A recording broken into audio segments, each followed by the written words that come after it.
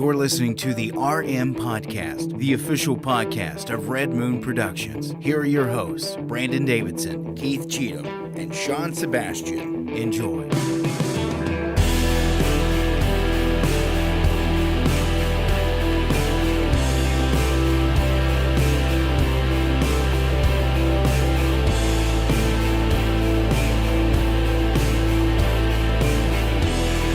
Hello and welcome to another episode of the Red Moon Podcast. Merry Christmas! I am one of your hosts, Brandon Davidson, alongside our normal new host, Sean Sebastian, and Mr. Antlers. We got Rudolph. Klaus is in our area. He has arrived with the Fräulein Klaus. Displeased to see them both and their evil ways. Look at them. He stole waving her around. flame. Her flame has been waiting to be lit, and he took her thunder. It's because this year, Klaus is going to steal the souls of the children all on his own. He is waiting. He has slapped and backhanded Fräulein Klaus. He said, "Nein! The souls of the children are mine." And he banished her down into the pits of hell, where her flame has gone out, as she herself is engulfed in eternal damnation. There she lies. Look at him. Just like us in does that mean we're in hell? In the lake of fire. I would just realize that. That means we're in hell with them. She's in hell. That's why she's She's here. No, she's lifeless Gotta and her raise this flame's up. out. That's just a husk. Does it keep The dropping? husk. It's just No, a no. husk. It's good. I liked your It's a decoration husk. there at the beginning. Oh, that was this? nice. Yeah. I can leave that. I like that. Gunther Little does Santas. approve, though, of tonight's review. There He's- is a very excellent documentary we are going to see. It highlights Santa Claus and his accomplice. People don't know, but Santa has an accomplice, and we will get to see tonight. We will see We do have another naughty Christmas His review. evil his counterpart. evil friend. No, not From the counterpart, depths but it below. says it's his accomplice. Santa. Oh. Who? You know who. Don't speak his name. yet. Santa's accomplice. Everybody already knows. According to Krampus. Gunther. Santa Krampus. is a. Santa's evil. He is a friendly spirit. Oh my gosh. Nine! Santa is evil! He is evil and he has friends that are just as evil. He's a fraud, I tell you. He gets everybody thinking that he is nice, but he's not. But outside of our naughty Christmas review, we also have SpoderMan. Of course, the big one on the block. But I want to give a special Everybody's shout out. excited about that. For one, thank you, sir, for the wonderful Christmas present that you gave us tonight. Was not expecting that. Thank you, Mr. I was. Cheatham. It's like, Oh, God, Sean- we've been together for how long? We've gotten each other a Christmas gift every year. Well, then I should get more than a yeah, cigar. yeah. I'm just Well, I saying. mean, I got gifts. Sean got gifts. Where's your gifts? It's right here. It's this show every single Oh, week, that's every true. Tuesday night, live, we love you. 9 p.m. I share it with all of our listeners. We're and going to get viewers. paid from now on. Anyways, We're continue still with working on that your, budget. But no, I also want to give a shout out to Mr. Logan Arnold, who's turning 32 today. Nice. He's one of another great friend that I've had for a long time, ever since the good old middle school days. Today is 32. So Merry Christmas and Happy Birthday, It's Mr. all Logan downhill Arnold. from I there. would like to also give a shout out. It's not today, but tomorrow is my Faja's birthday. Faja. Raja. So, yeah. Raja Faja? Yeah. Yo, Raja Raja Faja. Poor man sitting at home with two cut up knees. So I was going to say, he's He's, recovering nicely He's from got, surgery. he's got new knees. this Yeah. one, it hasn't hurt him as much as the previous one, but it's still, now he has two not fully healed knees that he has to walk on. So But the thing while is the pain's not as bad, he can't move around as easily as he could with and the first in a one, few months, so. he's going to be playing basketball I'm like he was saying. in the NBA. I'm just Yep. saying. He's going to be jumping around like crazy. They gave him Told those him. cadaver knees. Yeah, It's the like cadaver knees. titanium, like on the space shuttle. You know, Lieutenant Dan? Yeah. Yeah. Okay. All right. But I also story. want to thank my good neighbors, Kristen and Brian. I know that I didn't show your old cigar that you gave me, along with the bourbon gifts. glass and a tumbler for Yeah. coffee and hot beverages, and some peppermint bark mug, that I already ate. Yeah, that peppermint bark's going to be great. yeah, I haven't eaten mine yet, but it's It was gonna good. be great. It was very good. I might go home and use that. You know what? bourbon glass tonight. I've been waiting. I have not. I'm gonna use that tonight. I gotta work Actually, tomorrow. I do have some eggnog. He's ready. I can pour it into that. Pour some eggnog in Bourbon there. eggnog. There you go. Ooh, They that call actually, that begnog because you'll be begging for No, more. that's what eggnog's made with. Is traditionally bourbon. Well, what? see, I didn't know It that. is? I did I not don't know know that. nothing. They have about eggnog. alcohol-free eggnog that people make, but traditionally, like, I have eggnog never is, been a fan of eggnog. It always No. looked good, and No. especially in the movies. I don't I've like never been a fan. alcohol-free Yellow eggnog, milk but that is what it bourbon looks like. makes that Yes. perfect. It gives it that perfect. It makes the blend to where like the taste and the sweetness just hits right. Oh. So But I also it's like a milkshake with bourbon. I don't know. Great. I've only tasted it like twice in my life, and each time I've tried it, I just never Yeah, I never no. go back. He's You already put your had his. bourbon You have to peppermint have bark. to I really did. I did when we were experience making it though. gingerbread houses. You I have had to some drink it bourbon out of a eggnog. moose mug, Yes, Yeah. exactly. like the Chris- Griswolds. Yeah, Yeah. Christmas Vacation. They One have- of the they have greatest pre-made Christmas now. They movies have, ever made. True. Old Number 8 and Evan Williams both make like eggnog that you can just buy with their bourbon already in it. Like Oh. you just buy it. I mean, if he tumbles, go into a it's- liquor it's store. okay. Oh, there you go. Yeah. That's better We'll right do it a there. little lower. So Evan Williams is usually the most popular, like widespread. Like you can go in and buy a Evan Williams. Old eggnog. Evan. Really? Mhm. I'm not a fan of Evan Williams. I'm though. not either, but you're mixing it with something. True. so, that, yeah. that could help it. Yeah. That's true. Take the It's cut. like if you're gonna make a bourbon and Coke, yeah, you could use expensive bourbon, but then you're just kind of wasting the bourbon. But all right, guys. Merry Christmas to everybody out there. We hope everybody has a wonderful holiday Yes. week leading up to Big It's this Daddy weekend. Jesus' birthday on Saturday. Saturday. Saturday. Bake him a cake, whatever you got to do. Go caroling. Happy time, I'm Christmas. excited. I'm excited. We have a few other things Christmas, to, Christmas. Everybody loves Christmas. We have a few Sorry, other things Keith. to get to first. No, I was just gonna say, we got reviews. We do. Two Yeah. reviews. We got some headlines, big reviews. Story time. I think Spidey, we've It's waited the long biggest. enough. We also want to throw out, before we play our review, there's no spoilers in the review. No. None. The audio, video version, you can watch our review, no spoilers. The discussion afterward Yeah. will probably contain spoilers. It's We'll gonna try our best, but it's going to be very, very hard. I don't even know because I don't even think You're we're just gonna be gonna- able to. Yeah, No. okay, all right. Yeah. That's No. fine. Keith, I'm too excited. I need you got to raise the mic a little bit. I want to see, I can't even see where the reindeer That's antlers your are. Yeah, fault. it's if you should we- have got something that didn't To, stick ca- up so to high. capture the top There of you our go. heads, we have to do that. Yeah. That's, all right. Well, all right. Keith, that's, actually, the It's like ears I'm are hiding just in the great. bush. Hey, what are you doing, little boy? Giving you presents. Back it up a little. There we go. Come There and you get go. my snowman. There we go. I got free It's your puppies, fault too. because instead of buying hats that everyone could see, like you Yeah. did for yourself, you bought these things I'm that stick sorry. up past the camera. I did. I'm used to you usually pointing at me to like lower it. I was so a now- little selfish in the Well- season of giving. I took the cat. Oh I'm well, sorry. we're I on the took wide hat. shot, Yeah. so Yeah. Alrighty, guys, let's do it. Let's go to our review of none other. We've all been waiting for it. Oh, he's adjusting. Now he can see him. No, I just realized that this whole time I've been not wearing. My headphones have been around my neck. Oh, I didn't even notice. That's the sad thing. No. Alrighty, guys, but yes, we've been waiting. It is finally time. The big one on the block. Here is our review of Spider-Man. Spider-Man! Way Home.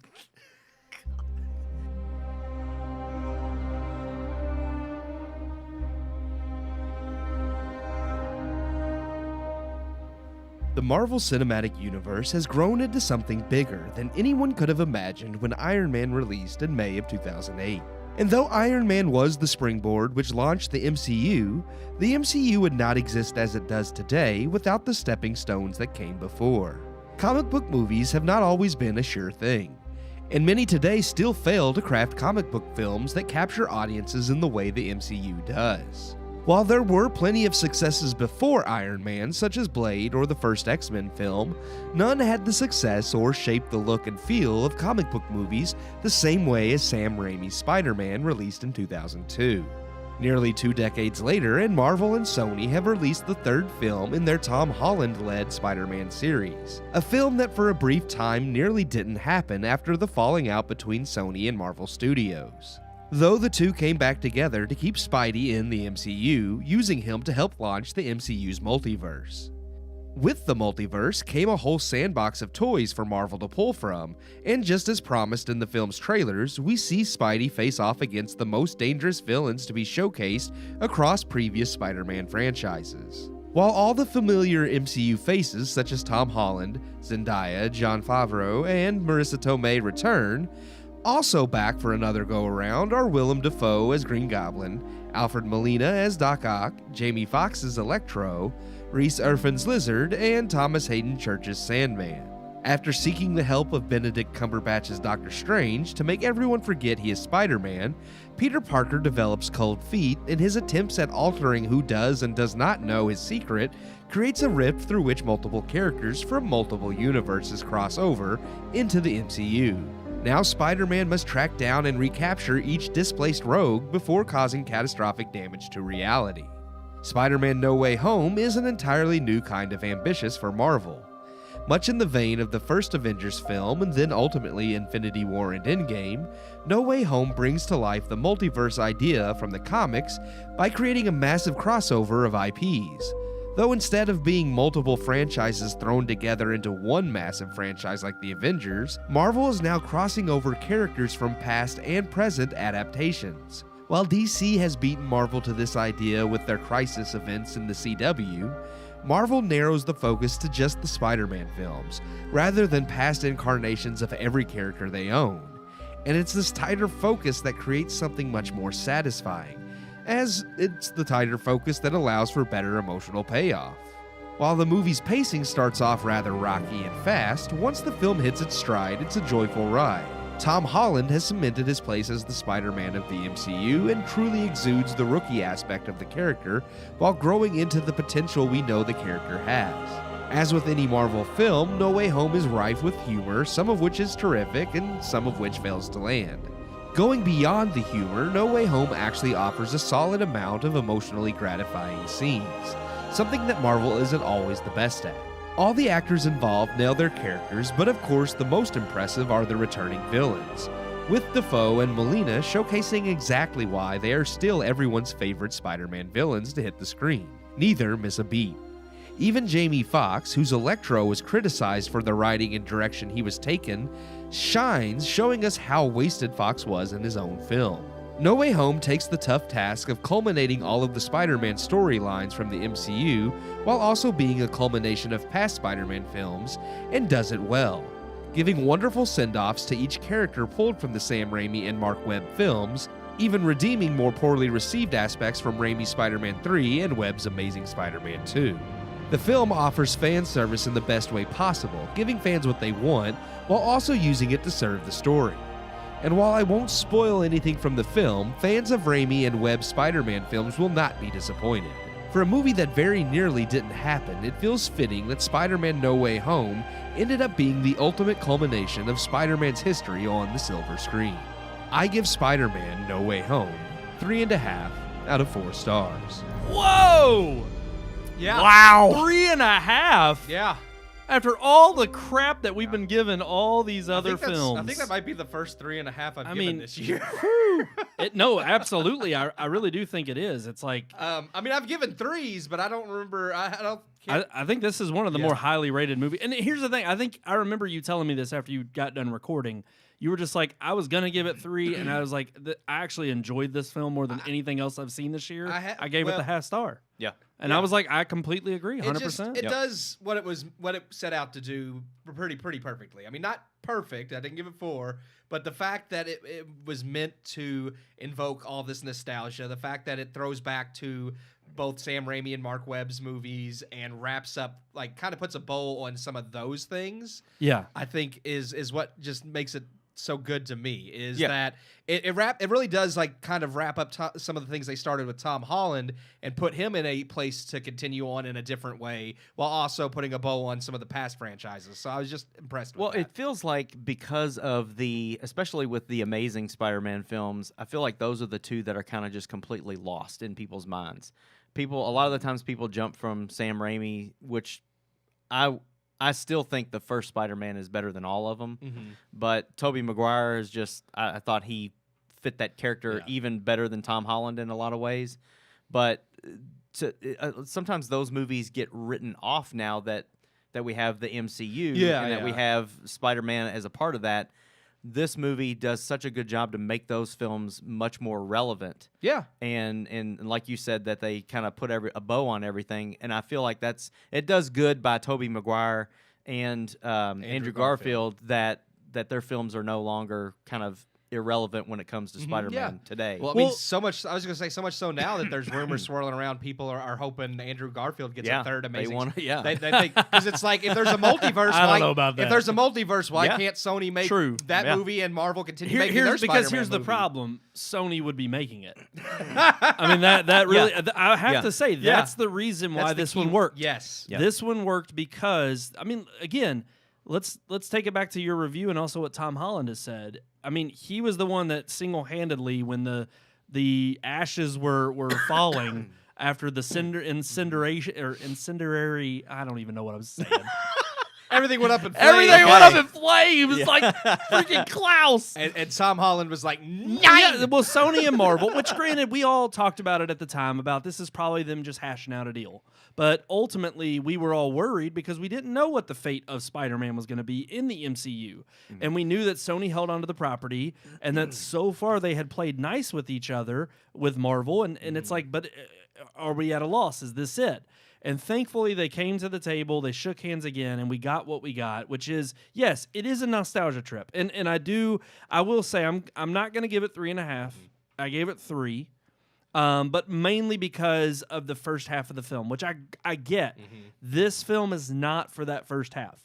The first half of this film is really just to set up the premise of the overarching plot of Tom Holland in this universe, and basically the aftermath of Far From Home. Yeah. But ultimately, the latter half of the movie, the entire second half of the film, is purely for Spider-Man films, or Spider-Man, the Marvel Universe, but the fans that love Tom Holland, Andrew Garfield, and Tobey Maguire. And they do such a great job of bringing, I mean, there is one specific conversation in the film, and it's a dialogue scene that I don't want to give too much away. Yeah. But it brilliantly ties all of the different Spider-Mans that we've seen together. Well, I think that's why I gave it the half star, is because there are a couple emotional beats in this movie that really did hit me. Yeah. And Marvel doesn't do that often. I mean, they have Endgame or Infinity War had some decent emotional scenes, but when you look at the 20 some odd films they have, there's only like 2 or 3 that really hit, I think, those emotional beats. And I felt this one was the best out of all of them as far as hitting emotional beats. Like I felt really there was more emotion in this with certain scenes that there had been in any other Marvel MCU movie. So that was the thing that kind of pushed me towards the extra half star, was that I actually did have some feeling going in or coming out based on a couple of scenes. So yeah. No doubt. I mean, I would also echo too that it just felt rushed in the beginning. Yeah. And again, that was, I know you mentioned that in the review, and I couldn't agree more. I knew what they were kind of setting up, and you could tell that they were almost by the end of the film, you could tell when they slowed things down.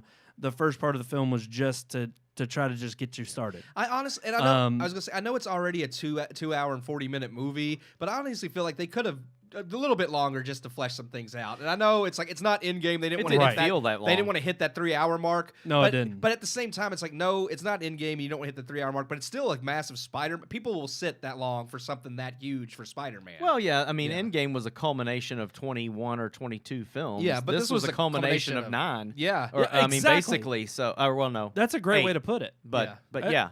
I mean, it is, because you don't, and it's funny because I've seen this meme going around of Jim Halpert and his typical whiteboard, meme, but he's like, oh yes, this film is, or these films, and he's talking about the Tom Holland films, are great because of these films, and it shows the other, Spider-Man films, and it's minus Amazing Spider-Man 2.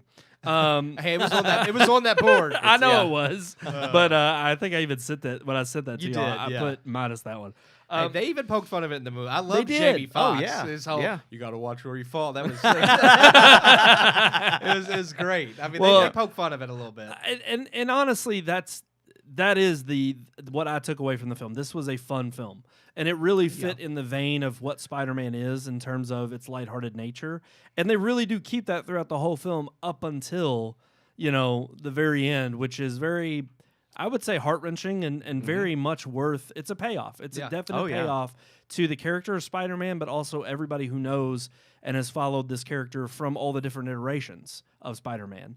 And it's no doubt worth the hype that it's getting from the Marvel Cinematic Universe. We're going to get into a little bit of the controversy coming up in our headline segment surrounding the film and whether you are appreciative of the success it's had or not. But no doubt, fans turned out to see this, and they're continuing in droves. Well, I mean, like I said, I'm 3.5. You said 3. What was your official? I was 3.5. I was 3.5 when I walked out. Yeah, really? There was no doubt. Yeah. It was the best Spider-Man movie other than the first, but I enjoyed. I don't know. I was entertained by this movie more. Than I would Sam Raimi's Spider-Man. Sam Raimi's Spider-Man 2 to me is the best. Then his first one, and then I would put this one right after those two, honestly. So yeah, I'm still sticking by my tried and true. Tobey Maguire is my favorite, but obviously both of his first two movies above this one. Yeah, no. I'm just saying, like in terms of Spider-Man, I would say Tobey Maguire still because he was the first. He was original. And honestly, it's like he launched whether they believed it then or not, and whether they thought this was going to be a thing. And I think this film pays perfect tribute to that too. The fact that he was the first. Yeah. Oh, absolutely. He is. I mean, he's kind of given the mantle of being the one who's wise.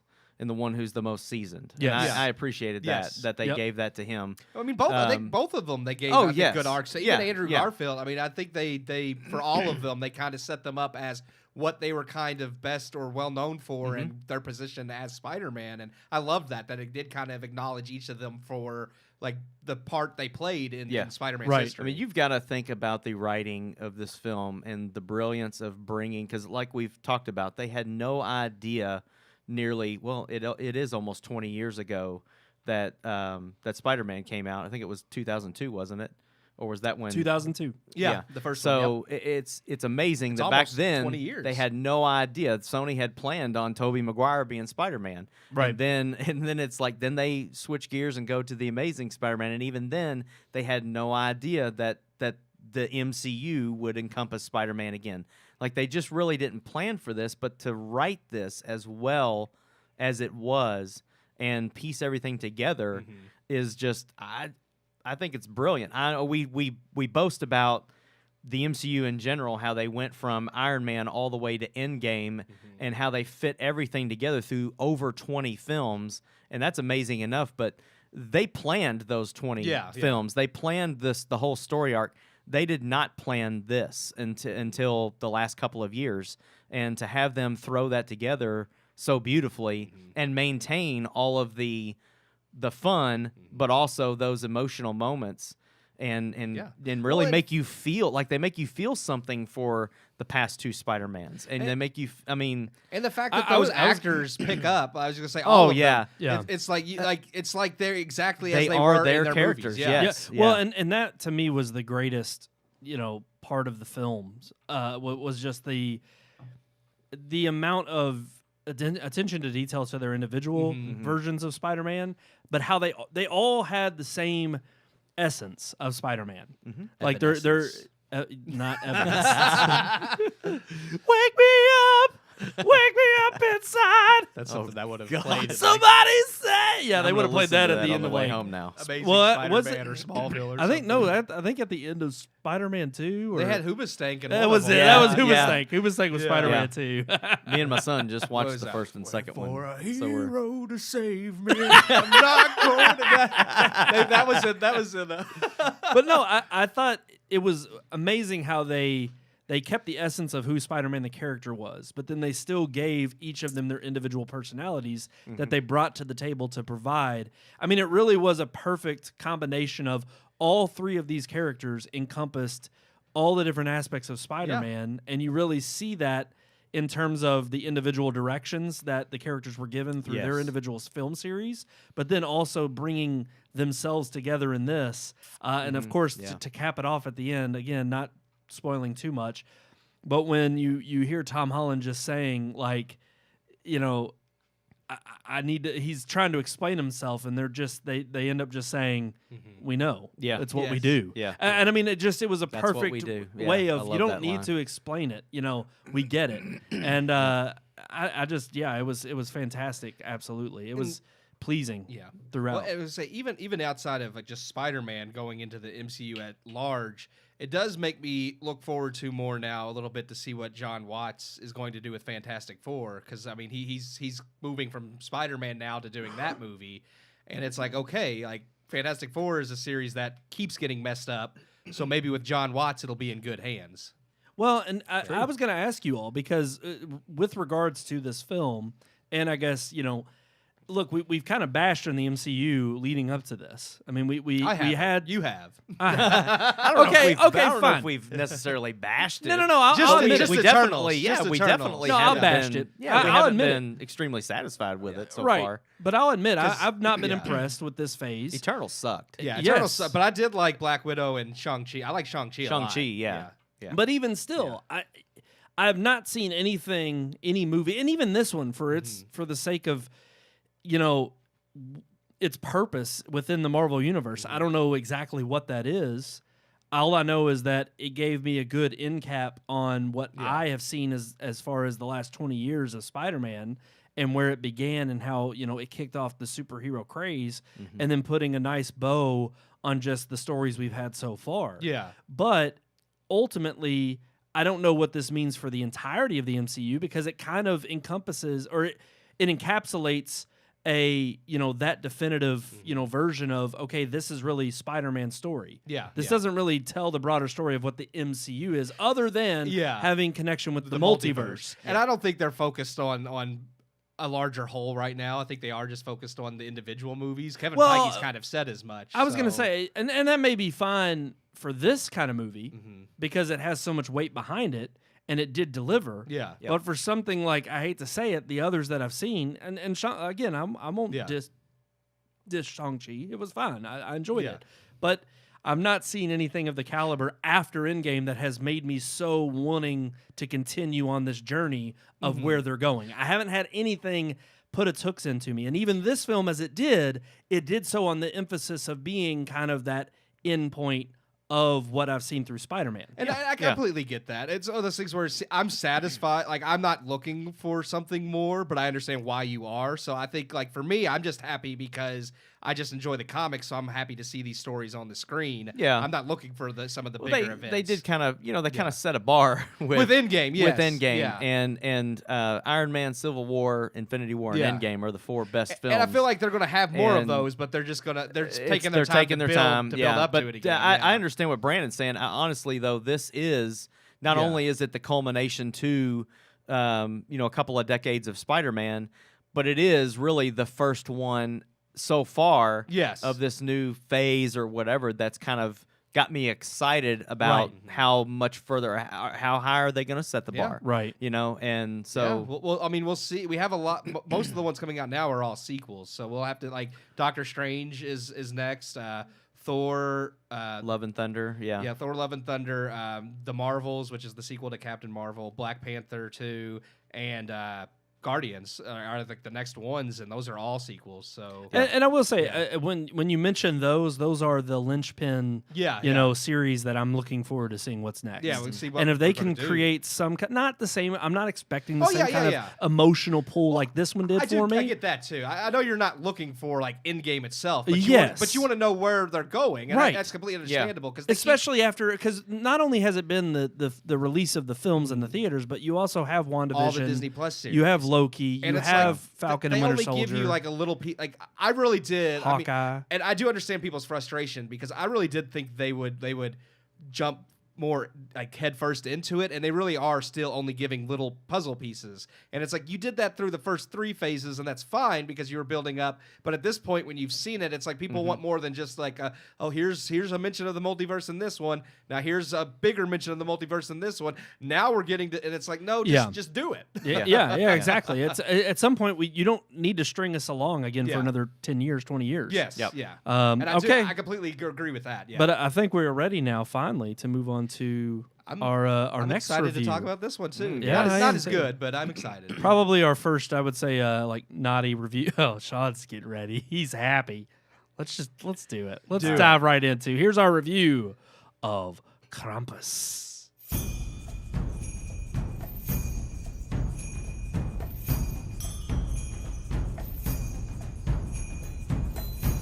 Merry Christmas. This is it.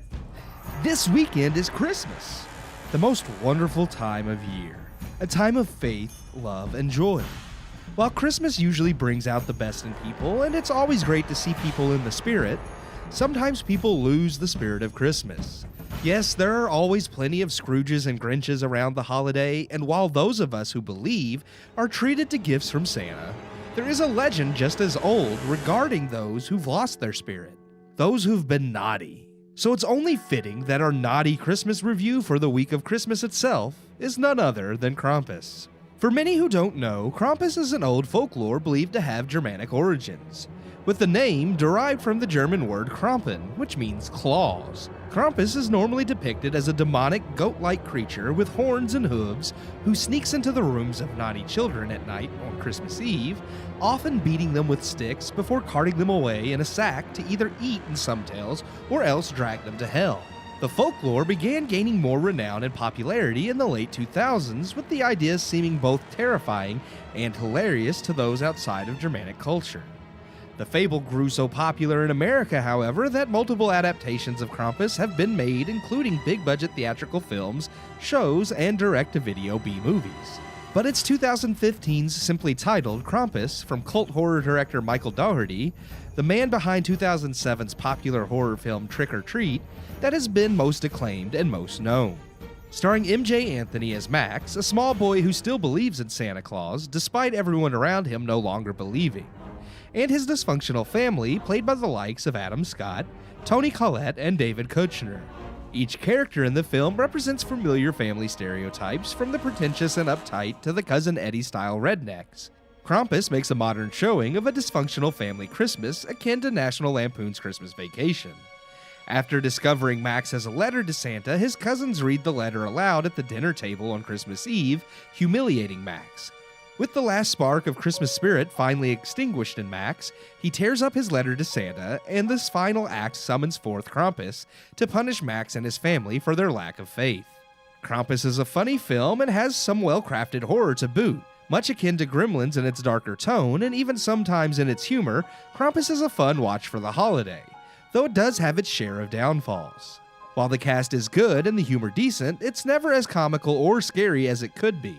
Gremlins strikes a perfect tone in horror, comedy, and even sentiment, and Krampus, while doing well in each aspect, never excels in any of them. The film captures the stereotypes each character represents and makes a relatable display of a dysfunctional family as a whole, but the characters themselves aren't as relatable as they could be, never really breaking from their stereotypes. Christmas Vacation, the ultimate dysfunctional family Christmas film, captures stereotypes while still making even outlandish characters like Cousin Eddie feel real. And most importantly, it captures the love of a true family. Krampus has a few decent scenes between characters here and there, but never feels fully authentic. And while the message of never letting the spirit of Christmas die is a good one, and there are so many relatable jokes in the film regarding how much people have forgotten how to love one another, it never made me yearn for how loved Christmas used to be, the way movies such as Elf does when Buddy manages to drum up enough Christmas spirit to save the day. And while Elf and Krampus are trying to accomplish two completely different things, they share a similar message, but only one completely makes you feel it. Krampus is by no means a bad film, but it's not as well done as Dougherty's more popular film Trick or Treat. And while both films are about honoring the traditions of their respective holidays, Krampus just doesn't hit all the marks to make it as timeless in the way Gremlins has become. Even still, I will definitely watch Krampus again, though it won't become an annual tradition by any means. I give Krampus 2.5 out of 4 stars. Hey, that's not too bad.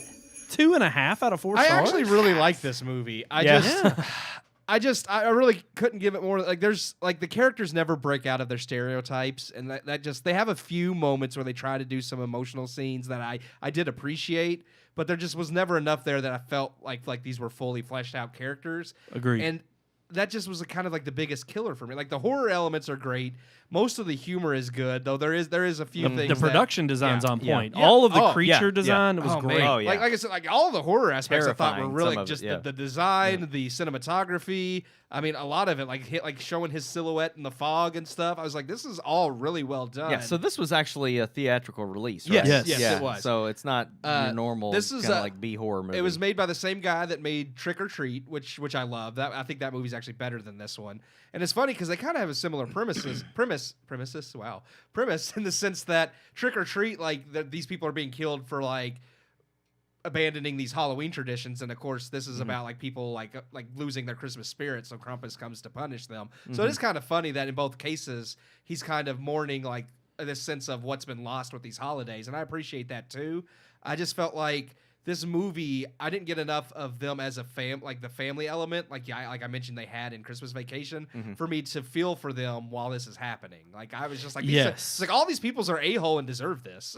No, Well, exactly. And maybe I mean maybe that's maybe why that's they're the being point, punished. yeah. Yeah. Well, yeah. and I think that was part of the point, but I think what made me kind of angry was that it kind of made sense that as this continued on, they would grow closer, and they show scenes of them growing closer together and then making a pact and kind of realizing the good in one another. Yeah. But they don't really stick to any essence of, okay, I've learned my lesson. Yeah. It's like they immediately go from, oh, I can recognize that, okay, we have some differences, but we see the good in each other, right back to, but I'm still a jerk and I'm still, an a-hole, and I'm going to stick to my old ways. And I was just like, again, not to spoil anything, maybe that's kind of the point of the movie. Yeah. But I just thought that wasn't set it's up like- real well if it was. Like what's her name from 2.5 Men? I don't know the actress's name, but the woman that plays the aunt. Like I thought she was hilarious, but there were moments where she kind of drops her walls a few times. Like when she's like, "Go watch the children." Yes. She's like, "I hate children," but then she pauses and she's like, "Okay, I'll do it." And then in the very next scene, she's making them schnapps, and I'm like, it's kind of funny, but at the same time, it kind of ruins the whole her being a good aunt. Like the moment where she's like, "Okay, I'll be a good aunt," but now I'm going to give them schnapps. Well, and I'm like, and maybe that plays to the fact Yeah. that by the end of the film there is no real redemption. That's for true. them. And I guess So- maybe that's what I wanted was to see redemption, but yeah. that's not really what the movie was going for. No. So well, I wouldn't have. I would have minded to see the redemption in. Well, okay, for instance, spoiler alert. It came out in hard. 2015. It did. It's I mean, come on. it's Gotta, 6 years this is old. a review. We're talking about the end of the film. Right. So in the end of the film, it shows that while technically the boy wakes up and everything is as he was or as he expected it to be and wanted it to be, Yep. as Christmas used to be in the past, all loving dovey and Yep. it's whimsical exactly as he expected it. And you think, oh, this is a happy ending. And of course it zooms out and 'cause he's he stuck in a apologized, snow but globe. then- Yeah, because Yeah. again, he had redemption and he had Yeah. forgiveness, or so you thought. But then what I hated was if this snow globe world that he's in is supposed to be representative of what he thought he was waking up to, I was almost hoping for there to be a situation of the family members being a little bit more polite and a little bit more, I don't know. I felt like there was still a little bit of an edge that was there that didn't really showcase.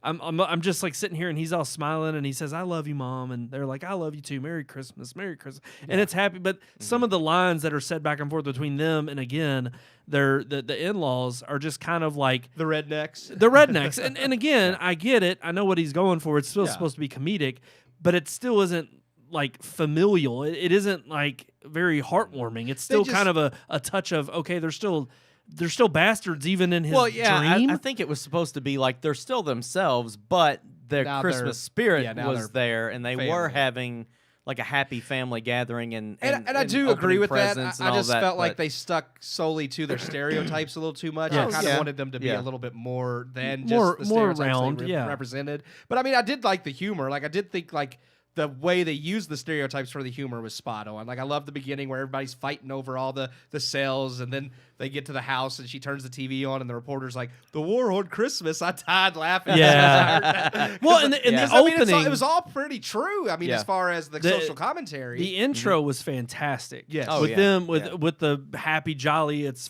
beginning to feel like look Yeah. a lot like Christmas. like Christmas, and And you you see see people all- stepping on each other, Loved trying to it. get Black Yeah. Friday deals. Yep, and all that. and I thought that was Yeah. that's a brilliant way to set the tone in the movie. But with subtlety like that, you don't need a whole lot to go the extra mile. You don't need the forceful nature of trying to make these people seem naughty.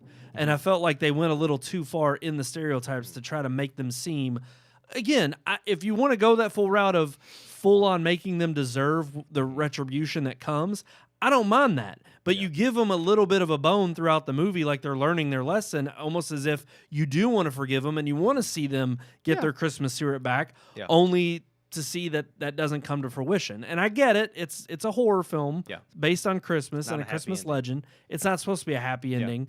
But I just wish there would have been a little bit more of a fall from grace if that's the case, than a giving you that hope of clinging on to redemption. Yeah. I would actually agree. The kid at the end, it's kind of like, okay, so you build up this whole instance of basically them not really having a deep love for each other or for family or for Christmas in general, and then the kid offers himself as a sacrifice.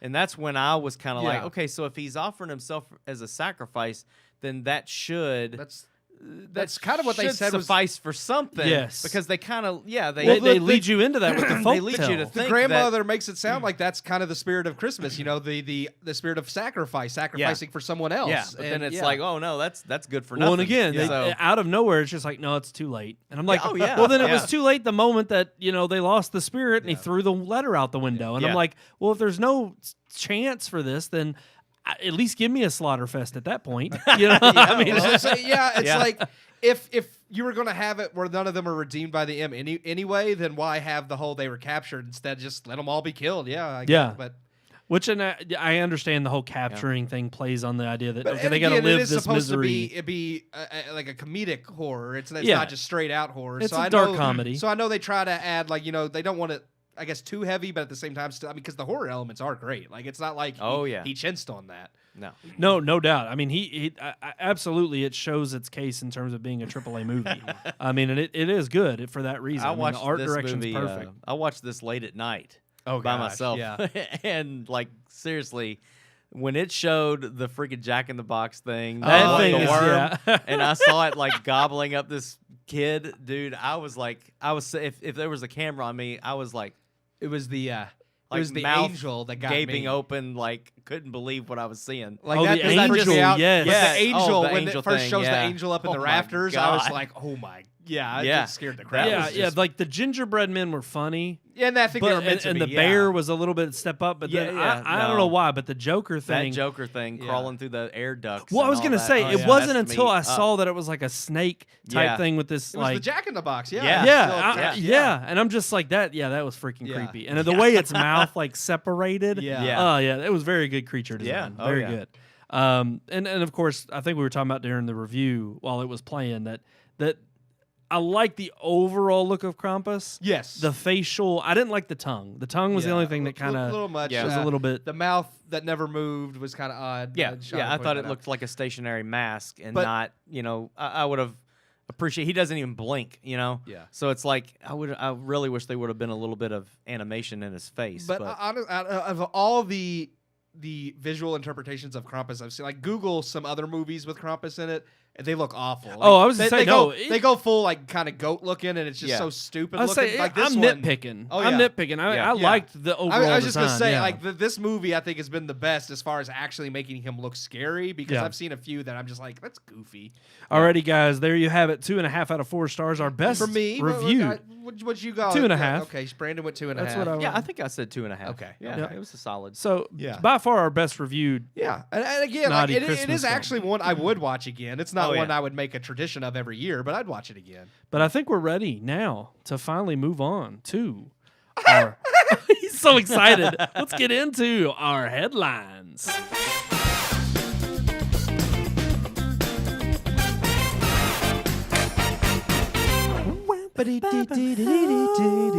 Christmas time. See, we didn't even plan that. It just happened. It just happens. That's how gay we are. That's right. It just happens. That's how gay we are for each other. Jolly. Just let it happen. Jolly and gay for the season. Have a holly jolly Christmas. The best time of the year. Come on, Sean. I don't know if there'll be snow. That's all I got. And a cup of... I took it from you. But have a cup of cheer. That's it. I'm sorry. I ruined it. Okay, let's talk about our headlines. We're going back to Spidey. We can't stop talking about it. It's huge. It's insane how big this movie is. Yep. Because Omicron. Yep. Omicron. He's coming down with his Decepticons. That's it. That's what I was gonna say. Omicron. He is raining down and keeping people from seeing That's West Side Story. I told Brandon I always think of Futurama because there's a planet in that called Omicron Persei 8. So Oh, really? Well, Yeah. because it's a See, Greek letter. This was all It is. planned. It's Yeah. a Greek letter. So- So planned. But Every it's time just I hear it, I'm just like, well, it's just so stupid. it's so funny that last week we literally had a report saying that West Side Story was bombing because people were afraid to go back to the They're theater. scared. No, it's not true. Yeah, absolutely bunk. I mean, Here we are, literally a We week were later. elbow to elbow in a full 200 theater to see Spider-Man. 260 million. 260 million. Yeah. Well, they said They- it beat I'm gonna. Well, I pulled it. Endgame. beat Endgame's Yep, opening weekend. Yeah. Yeah, it's no. Hold on. I think that may be the truth. Hold on. I'm looking for. No, I saw Yeah. an article or read an I article saw about the it same beating- article. Yeah. Okay, because I've got the Variety article that I've got linked to here in our headlines. It'll be linked in the description below. It broke 9. It had 9 milestones from its box office debut. I'm going to read what those milestones I'm were. looking at them right now. Second biggest domestic opening weekend in history, which that's just insane. And of course, let me see. I think which one was the first one. Here, I'll just read. Box office experts. Oh gosh, don't you Says it love? flew past Infinity War, so maybe. Okay, Oh, so yeah, Infinity War. Endgame was 357 million. Okay, and then third largest global debut ever at 600 million worldwide. Yeah, that's huge. Well, and think about this: Avengers Endgame opened with 1.2 billion. Yeah. It crossed $1 billion in its first weekend. Yeah. Well, they said this could That's be insane. This could be the first movie since Endgame to break $1 billion at the box office because Because of the because pandemic. Yeah. Well, it says the first since Star Wars: Rise of Skywalker Okay, that one. to yeah. surpass $1 billion. That was the globally. last film Globally. in 2019 Yeah. In before they December. shut everything down. Yeah, in December. Yeah. So, best start best start in the Spider-Man franchise, second highest opening day ever, top global opening weekend for Sony Pictures, biggest December debut. It ended up pushing ahead of Force Awakens. Force believe Awakens that. opened at 529 million. This is a better movie. I agree. Yeah, no doubt. True. But think about that. Star Wars had been dormant for how many years? Yeah. And everybody, we called it on the show, and maybe I did, but I was predicting that Force Awakens at the time was going to topple Avatar because it was episode 7, and it came close. Oh, I know. But again, didn't. it missed the mark because again, as we've talked about throughout the new trilogy of Star Wars, the American audiences are the only ones who really care. Well, and then when globally, you get it the word didn't of do mouth real well. that it wasn't as big a return to Star Wars as people was hoping for, It was IMAX's biggest weekend since 2019. AMC Theater's biggest December opening of all time. Gosh, I wish they'd go out of business. Well, we'll talk about other them than in I a need sec. my membership, but we will. Yeah. But and also Cinemark's second biggest opening in history. Nice. So there were 9 milestones in that Variety article. I got to find the paragraph. It was kind of funny. They're doing the description of it says the third chapter in Holland's trilogy takes place after Peter Parker's identity is revealed to the world, igniting global chaos and, most importantly, to Peter, causing his best buds, MJ and Ned, to get rejected from MIT. Being framed for murder is one thing, but preventing your friends from getting into college, well, that's too far. And I was like, that kind of does put it into It does, a but pretty it also funny- fits Peter Parker in the sense that He's a kid. he worries more about other people than himself. I mean, It your does, priorities are yeah. not straight when you're a child. There you go. That's true, too. We just explained it away. Yep. It's See, a good that's all movie. you Go needed. watch it. But And I love that because there's that scene with Doctor Strange where he says it all comes down and he's like, I keep forgetting that you're just a kid. yeah. Yeah. And I love that because yes, some of his he's- of his priorities are out of whack. Well, just like It's the more joke about it's like you didn't even think to call and appeal your yes. case. Yeah. Yeah. Yeah.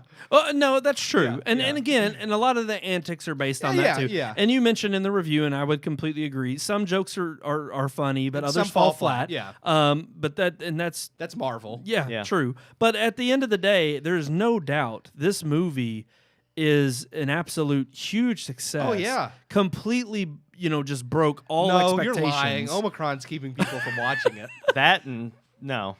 I was gonna say Ridley Ridley Scott is he's pissed probably right pissed now. right now. Well, of course. He's dropping so many F-bombs. At this point, I just enjoy watching because he does everything. Like every other word out of his mouth is he's the F kind of word. become a running joke right now. Well, because he's put out 2 movies this year, they sucked. Sorry. Okay. Okay, I all will right. say, I The ain't movie gonna didn't suck, but it did abysmal in theaters. Yeah, There you go. it did bad. It has gotten good reviews from both critics and The audiences, Last but Duel nobody went and is saw not it. a bad film. There you go. I It don't. ain't I haven't great. seen it. It ain't great, but it's not a bad film. House of Gucci was pretty. House dull. of Gucci was That's blah. boring. It was boring. It was boring. yeah. And it was definitely not It wasn't worthy as good of. as Spider-Man. If I was going to say, it was not worthy to release this month. But I mean, I'm just with what we got. I'm a dumb millennial, so what do I know? That's right. You and your cell phones. Yeah. Are you sure you're just a dumb millennial? You're an effing dumb millennial. Or an effing idiot? You're an effing idiot. Okay, Yeah. but no, let's talk about Spider-Man. Let's talk about how great it's not only done at the box office, but ultimately what this kind of speaks to in terms of the messages we have been getting from the naysayers, whether it's from the theaters who want to come up with an excuse, whether it's from the media who wants to put out an excuse, all the news outlets saying, well, people are still scared of COVID. They don't want to go out yet. No. The fact of the matter is no, we've been waiting for movies that have been worth seeing. And this one was not only touching on a milestone from our childhoods growing up with Tobey Maguire as Peter Parker, but also the fact that all the Marvel movies have done well leading up to this one. But it just happens that this one that came out this year, at the end of the year, happens to be the biggest one. Well, I mean, it's Spider-Man, who is Marvel's most popular character. So, I mean, he definitely pulls in more money, I think, than really any other of their character franchises. But even outside of that, it's like, one, yeah, people are excited at the fact that it's Spider-Man, at the prospect of the past franchises crossing over. So that brings hype and people in. And I think they care more about this movie than something like West Side Story that we've seen before. Whereas, yes, we've seen it done better. Yeah, we've seen it done better. Yeah. And yes, we've seen Spider-Man before, but we've never seen them do something like this with Spider-Man. So it intrigues people. And the fact is that this movie just focuses on Spider-Man and entertaining people. It doesn't go into all the other bullcrap that we've been it getting. focuses on fandom. Yes. And that's what people It want. gives fans what they want. It doesn't Yeah. try to lecture them or beat them over the head with some, like, even if West Side Story had just been a straight up adaptation of West Side Story rather than trying to shoehorn in certain aspects, people may have received it better. I think people are just tired of being lectured Yeah. to. Well, and not only that, but I think it speaks to greater volumes of another article you linked to us in a message you sent to us today, and we've got it linked in the description below. And that's to I think it was an op-ed in the Independent. Oh, yeah. And He it was specifically just- is talking. It's a guy ranting. Oh, it's terrible. About how he's jumping on the bandwagon of Scorsese and jumping on the bandwagon of Ridley Scott and just trying to basically say, yeah, all of this fandom that there is behind the Marvel movies, you can't even go and enjoy the movie for what it is because people are applauding or cheering. Well, he it. didn't say the movie was bad. Like, he's not Yeah, saying that. that's- it's not worth that's seeing. where he's just pissed that people cheer during the movies, and I'm like, get over it. Yeah. You're so It's pretentious. okay if they cheer during Spotlight or Moonlight, but Well, that it's was not the thing. okay. He said he was surprised because at the end of Moonlight, he thought he saw this great movie, and all the people around him were talking about how bad it was, and he called them idiots. Yeah, And well, it's like- he put it in parentheses. in parentheses. Idiots. Yeah, and it's like, oh, now I know what's wrong with you is that you're so pretentious. Moonlight is great, but people cheering.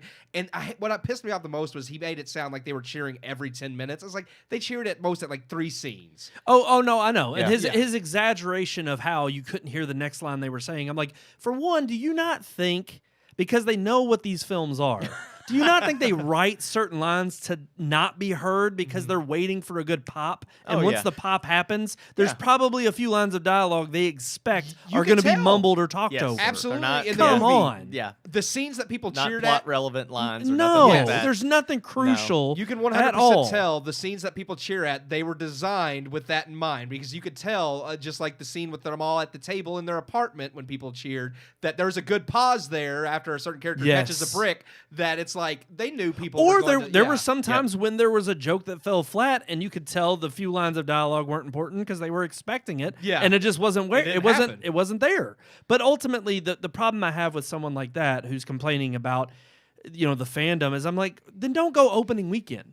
Yeah. It's your freaking problem. Yeah. Who do you think's No, going to people show up should on opening shut weekend? up and just quietly watch the movie and not not emote or say anything. And you're right, that does change. If you saw this movie 2 weeks after it was released, you're not gonna get the that, huge No, fans. you're not gonna get that reaction from people. But I mean, I always have Except fun. for like the third-time viewers or Yeah. fourth-time viewers. Yeah. But that's one of those things where I was actually really excited that we had, because it's been so long since we've been Yes. in a theater where we Where had something reactions like that happened, and yeah. I got excited that people were cheering. It's like, this is fun. It's See, like and that's what it's really a bunch of fans enjoying what they went to see. that's what Yep. really pisses me off about someone like that guy who has that attitude. Because ultimately, at the end of the day, he probably would even speak up to that being a whole nother issue of, well, and that's another thing. The crowds are just so large, and you should be worried because are they vaccinated? Are they not? They're not super checking spreader the event. cards. It's a super spreader event. Oh my gosh! Oh my god! No, the problem is that people finally don't give a crap about the disease or the pandemic because it hasn't been relevant for the last year since the vaccines have been available, and the fact that people are still going on about another variant that's easily able to be caught but isn't nearly as deadly as the initial variant to begin with. Yep. People are just freaking out and raising hysteria for no reason. And so when you have a moment like this where it felt good to see people come out and say, screw this nonsense we've been putting up for the whole last year, and I'm finally ready to get back to some kind of normalcy. And again, we were kind of complaining about it standing in line, but I took a picture and I had to post it on Instagram because I was like, thank God people are getting out of their homes and supporting not only theaters, but supporting, just going and actually enjoying being with others to enjoy this. I wasn't complaining about how long the line was. I was happy to see the line was long. I was complaining about how poor management was at getting people getting people through the line, Well, especially when you have an A-list Right, membership. when you're supposed to kind of be taken first. Yeah. Well, you all took some special pictures that we're I gonna still have probably have going to those. put up on our Instagram of I do need to post AMC those. and. I took pictures of like every bathroom stall in the. It was disgusting. Oh, it is. was- It's terrible. Well, the tickets. Because I was going to send them. I'm going to send them to AMC and be like, "What's going on Well, here?" I'll send you mine. You can we'll just put include them all it. together. Because yeah. I told Keith, I said we don't have a huge outreach, but what little push? I mean, if you put it out on social, Well, Sean I had have a had feeling mentioned people will maybe actually. emailing AMC or something before, and then when I went to the bathroom and saw it, I was like, I agree with Sean. We should. We Yeah, should. Yeah. absolutely. Yeah, I felt like it would maybe, I don't know, make us sound like way bigger than we are, but if I or one of us individually sends them something, it's probably going to get brushed under the rug. It probably would anyway, but I thought maybe it would, carry a little bit more weight if you're sending it from a production company and saying like, we talk about your theaters on our, on our show every week, and this is how we're rating it. Yeah. Like, this is terrible. So if we could send something from Red Moon, I think it might. And it's funny because we've heard promoted a their little bit A-list better, members. but- Like it's like we promote your A-list membership All the all time. the time. All the time. We just get tired of going to a theater that looks run down, and when you talk to Well, management, and they treat you like crap. In that Variety article of this being the biggest release that AMC's AMC, had, yeah. I'm just sitting here thinking, there's no excuse then for your theaters and for you to be the largest chain globally to be. I mean, maybe that is the excuse. Maybe you just are spread too thin. like mold growing on top of the urinal. yeah, I have a picture of it. It's like the urinal cake is actually a cake now. It looks like it's got icing Well, on I think it was Sean. You sent us that yeast Oh, growing. you didn't send us a picture, but you told us that your wife, or no, it was you who said that there was a ticket stub in the Yeah. the No, stall. yeah, no. Amelia. She went. To the Oh, it bathroom. was? Yeah. There was a ticket stub in the toilet, and the ticket stub, the date on it was from like a week prior. That's and insane. it's still sitting in the toilet, so it hadn't been flushed in a week That's gross. or cleaned out. Just gross. And the picture I sent of the urinal had like 13 people's pubic hair on it, and it's like, come on, like gross. if you clean that every night, it wouldn't be No, like that. Like no. There were a couple don't. empty Coke bottles around one of the toilets in the stalls, and I'm like, I want to come back in a week and see if those bottles Yeah. are Yeah. still there or not. it's I wouldn't be disgusting. surprised. It is. It's disgusting. Alrighty, But guys. even that didn't keep people from coming to the theater to see this movie. No, it was packed. Look, we could continue on with bashing AMC or even talking about Ben Affleck and his terrible character. He's and horrible. He blamed Jennifer Garner for being an alcoholic. Okay. But we're not going to do that. You don't want to talk about Alec Baldwin's search warrant? There you go. There's another. They're just such Debbie Downer topics on a week supposed to be full with joy. Yeah. So I want to move on to a fun topic Yeah. in our story time I think segment. we should. There's just so much news going on these days, but we want to focus on some of the jolly this week. So yeah, let's get into our story time segment. It's story time, where the podcast members tell their stories. Ha! That I was like loud. stories. You do? Yeah. I like stories too. Please, Papa, tell me a story. Well, you gotta come over here and sit on my lap, son. Yeah. Bad touch, bad touch. Bad touch. What do you want for Christmas, little boy? I'm waiting. He's dead. What? Santa's dead? Dang. You killed I'm not Santa? That wasn't Santa. You said he's dead. yeah, the little He boy. being he's Santa. dead. little boy's Oh. The dead. little boy's dead. Santa got him. He yelled out bad touch Wow. and nobody saved him. That's what happens. It's like a 5-second rule. He's gone. It's gone. Oh my God. That was Krampus. He Krampus drove him was straight frozen. down the hill. It's a Krampus. Krampus. Krampus. It's like, I got a cramp. Ah! It's like that's what you call your girlfriend. it's like if you don't do your you're like, oh God, are you Krampus this week? Oh my God. That was pretty good. evil Krampus. All right, let's talk about some last minute gifts, guys. Jeez. Yeah. Oh yeah. That's yeah. our story time Oh, segment. I forgot for a moment. Yeah, come on. Yeah. Do you have one? You said you had one for both. All of my stories are last minute. I don't pre-shop. I tell myself every year, buy stuff throughout the year because one, it's cheaper, and two, like you get it done early. That's true. And then every year, like at the end of November, I'm like, crap, I gotta get Christmas gifts. And you used to could I'd get on Amazon and I'd have them all in 2 days. But now Amazon's so shit. Amazon has turned into the AMC toilets. Amazon so this is year, eBay now. Yeah. So actually, here's the funny thing. I actually go to Spencer's Gifts a lot because of certain interest my nieces and nephews have. Like you can get a lot of pulp culture type of gifts for like You can get fake poop Sure, there you too. can. you can. You can. That's what I think of for Spencer's Gifts. Yeah, they have fake poop, but Like, they I have think get it fake way poop worse. or sex games. That's the Yeah. back of the Something store. like The that. front of the store, they have hats and mugs and different collectible items for like anime and TV shows and stuff like that. Same thing as Hot Topic or FYE, but I go to Spencer's because they're cheaper. Because I actually did check out all three, and I'm like, why is the same thing they had at FYE and Hot Topic for $20? I got for $8 at Spencer's. So screw the other two places. Wow. Yeah. But anyways, I'll go there and get a bunch of stuff. But if I can't find stuff, I use Amazon now as the last resort. And this year, I got on there and I did all my Christmas shopping last Thursday. That's how last minute it was. I'm surprised you were able to walk out with anything. Oh no, they have the stores are full of stuff. It just depends on what you're trying to get. Yeah. Yeah. Legos, no go. No, There no you go. go. No. Here's the thing. Depends on what's in demand, I guess. I am really good with gift giving because I know what people like, and then I just I'm good at it. But I'm really good at last minute doing it and find it's like crap because everything is hard to find. Like I'll get on Amazon and try to find something Steelers related for like David and Sharon because they like Steelers, and I try to get something like that for them every year. And it's like all sold out. NFL stuff everywhere sold out. So it's like I got to be creative. But I got on there this year, ordered some stuff for a few different people. And most of it came on Saturday and Sunday. But there were two gifts, one for my brother Reggie and then one for my niece Kaylee, that Amazon sent me an email. Like it was actually the same exact day I ordered it. Like just a few hours later, they sent me an email. This package item was missorted and now it's going to be late. We don't know when it'll arrive. I was like, oh, gee, thanks. And then it's like, in order to ensure the fastest delivery, we handed your package off to UPS. And I was like, oh, okay. And then they give you a tracking link. You go to UPS, and UPS is just like, we don't know. Are you serious? It just says like tracking. It's like, we don't know the date of this delivery. We'll notify you when we do. It's like, thanks, UPS. How does it have a tracking number if I can't track Well, it? here's the best part. When they print it, it's generated. They printed a tracking label. number, It's like, but that's all it says. They don't Here's- know when it's going to be there until it's picked up. It's like tracking number. We printed a label for your package. That's it. And that's Yeah. it. Yeah. And then for like 3 days, it just said We printed a label. For your and I'm like, package. it took you 3 days to print Yeah. the label and sort like. So they did arrive today, and Amazon. It's funny enough because Amazon's like, we're so sorry your package is in late. You don't know when it's going to arrive. We'll refund you. I was like, okay, and then the package came today, and I was like, okay, that's even better.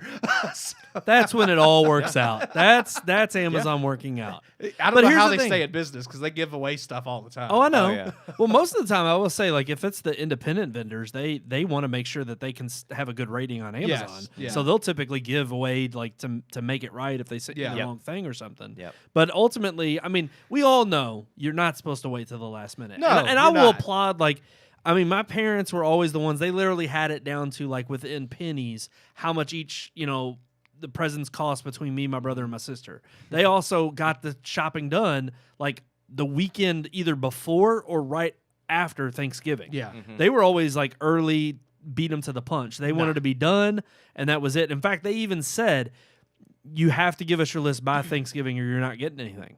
Like that's the way it's been as an adult. So it always made sense that, they had everything planned from the outset. Because again, I understand for them it's more of a headache, when you are rushing at the last minute. For us, again, a guy thing, it's kind of like, we're getting our friends or our family something.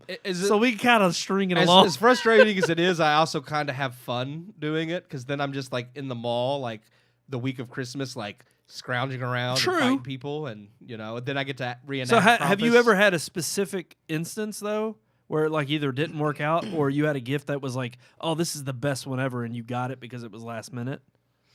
Like you have like a specific one? I've never had it not work. Like I've never like not been able to find something. So, and I mean, I have like had a few where it's like, oh, this is awesome. And I mean, I can't. And then the like, person was like, oh, this sucks. I hate it. I've never had that happen either. Because my family's polite, so they're just like, Even if they don't like yeah, it, they pretend they do. They've never told me they hate it. Maybe they have, but Yeah. at least Sean, they've lied to my face about it. It makes you feel good. Yes. Sean, what about you? Have you had any see, specific? I don't do a lot of last minute shopping except for the stocking stuffers. Like that's the one thing that I always I don't stuff forget. stockings, See, so. we do, and it's Well, my like parents do, yeah. it's like it's like all of us have a stocking, and it's like Amelia will usually take the boys and they'll get my stuff, and then I'll take the boys and we'll get her stuff. But it just seems like every year I think of everybody else's gift. I think of all of it ahead of time. I get it. It's usually here, with plenty of time to spare. And then it's like that freaking night before Christmas Eve, I'll end up thinking about, oh crap, like I didn't get anything for her stocking, Right. And it's just like she does the kids' stocking stuffer, so I don't have to do theirs. Otherwise, they wouldn't get any. It's the guy thing, Yeah, It yeah. is. So I'm always out like at the last minute trying to get But the it's stuff like to it's put like in her what is stocking. really going on in our heads, or is it the lack thereof? Because that's more so what it is for me. Lack thereof. Yeah. It's like I have other things I'm worried about. And I hate to say this, but it really is kind of like I'm in the same boat as you, Keith, although probably not as good as you.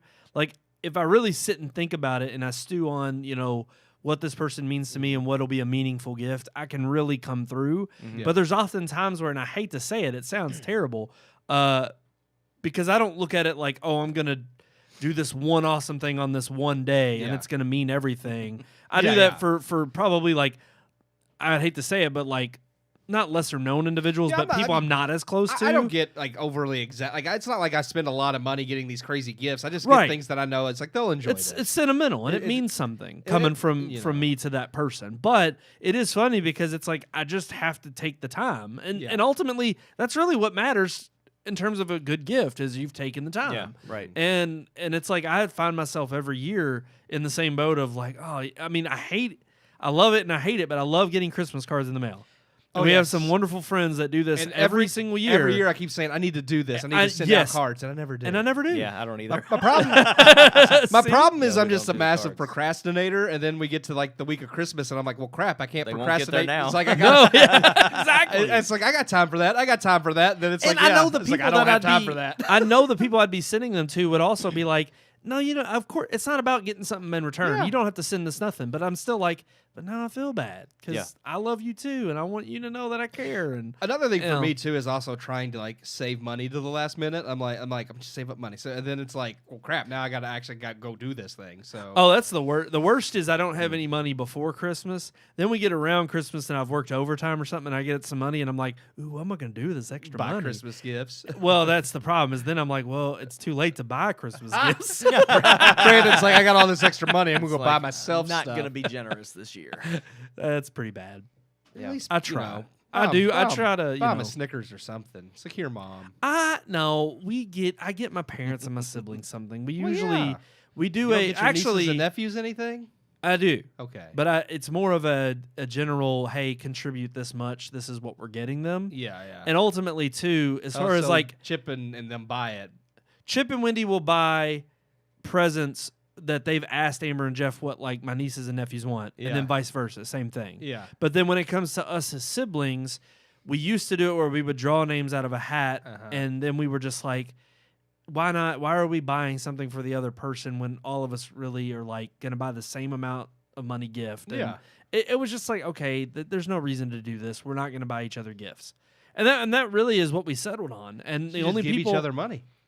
well, then exchange like, okay, we each get $30. Yeah. And then, you just, And then we just give exchange $30. Shopping around. Yeah. Yeah. But no, we do get our parents a gift. We It's all about the contribute. sentiment.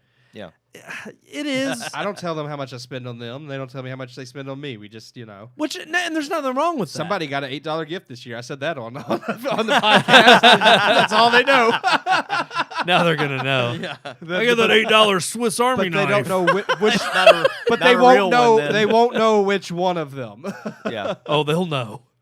They'll open that up and be like, "Yeah, it was $8." They won't. Can't tell. It's like you don't know. They all look like they could be around the same price range. That's I'm good. good at that too. That's good shopping. Oh, I used to love. I used to. I remember going to the Dollar Tree when I was younger, and my mom and dad would give me an allowance for buying gifts. Oh, yeah. But I went there to buy. Like I remember getting my dad a screwdriver from there once. Yeah. I got Them I Dollar think- Tree screwdrivers. Oh, Yeah, that's right, man. you used it once. Hey, you know what? And then it broke. He kept that thing for years Oh, yeah. before it broke. I was like, hey, this is good quality. Sometimes, yeah. Either that or he never used it. I bet now they're probably lifetime warranty. It's $1.25. A lifetime warranty now. It's funny because see, the Dollar Trees in Louisville are still only $1. They so- are. there we go. Which is great. Yeah. But no, my niece did that one year. She got one of those. I love you, Elizabeth. Never used it.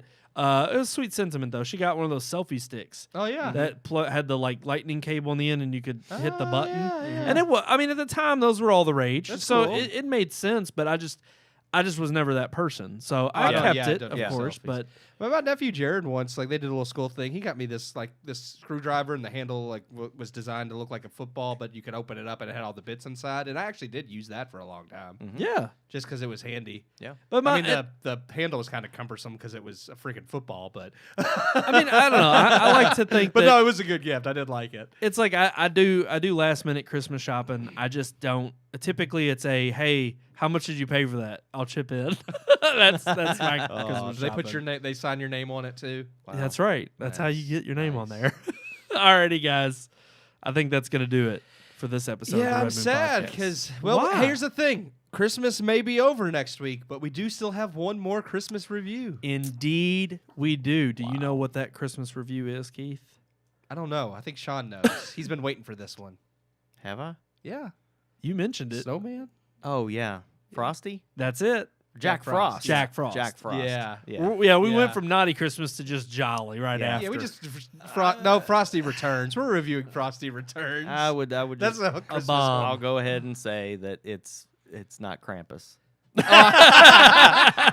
It's not Krampus. Yeah, that's okay. But I thought it was the Michael Keaton version. That's another Jack Frost. That one's not a horror. That movie. no, No. that one's that's this a family this is the movie. horror It's not Jack meant Frost. to be a horror anyway. It's like Frosty Returns. It's like that's not a horror movie, but it's No, terrifying all This the one's same. pretty bad. But I this have is the seen Jack Frost. 1997 Yeah. Jack Frost horror film. I think this is the oldest one we're reviewing this year. So Really? That's crazy. yeah, because all the other ones came out in the Ginger 2000s. Dead Man. Yeah, that's right. Yeah. It just looks cheap and Yeah. It's old. terrible. It looks You like know what's an going to be funny is 80s B movie. if Jack Frost, as bad as it is being a B movie, it'll be funny if the special effects are better. Oh, no doubt they will be. Because Oh, I think yeah. it released in theaters. I think even 1997 I think special effects will be better than Ginger Dead Man.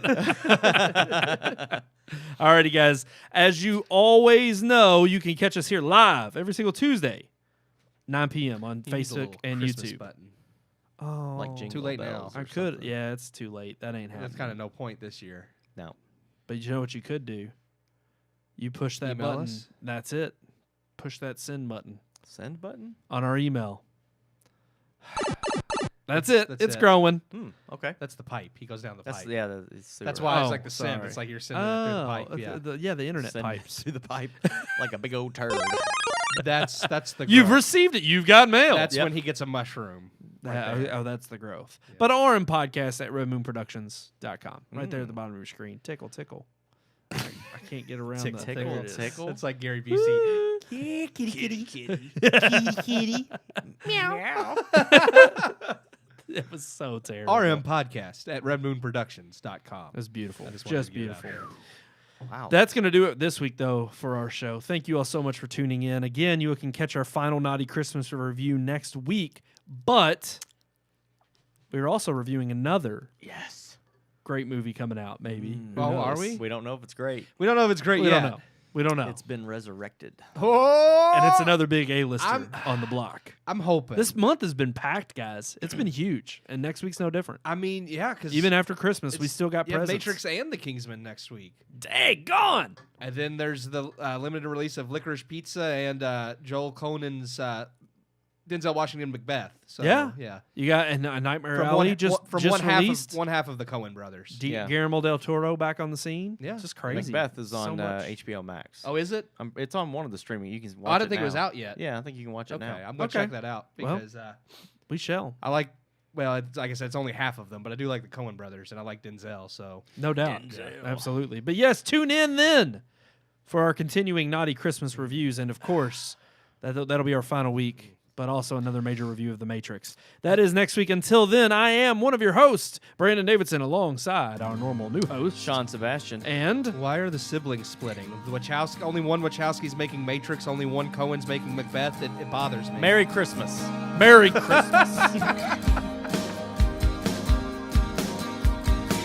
We hope you enjoyed this week's episode. For more reviews, previous podcast shows, and everything Red Moon, visit our website, redmoonproductions.com. You can also like us on Facebook or follow us on Twitter by searching for Red Moon Productions, LLC. We'll see you at the movies.